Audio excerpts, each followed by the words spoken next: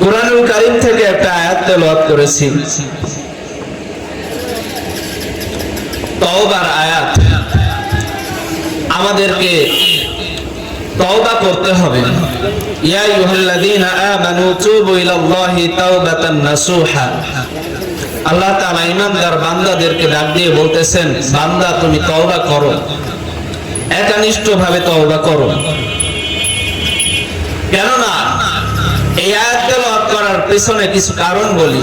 আমরা সবাই অসুস্থ রোগী, যেই রোগের ঔষধ মাত্র তওবা ছাড়া আর কিছুই হতে পারে না।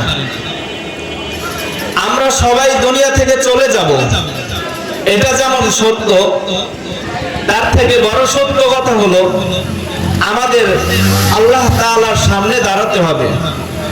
এই যে পুরো একটা জীবন পেলাম, দুনিয়াতে আসলাম, দুনিয়ার জিন্দেগি ভোগ করলাম, দুনিয়াটাকে ভোগ করলাম, এই ভোগ করার যে পরীক্ষাটা, দুনিয়াটাকে আমি কিভাবে সাজাইলাম, সেই কর্মফল আল্লাহ তাআলার সামনে নিয়ে আমাকে দাঁড়াতে হবে।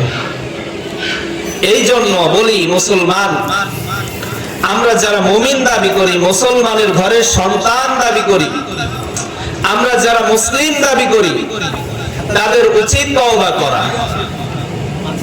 তওবা ছাড়া কোনো পথ নাই। কারণ রাস্তায় চলতে বলতে বর্তমান সময়ে এত ফিতনা ছড়াইছে, এত জাহেলিয়াতের যুগ চলে আসছে, যেই যুগে আপনি তওবা ছাড়া চলতে পারবেন না।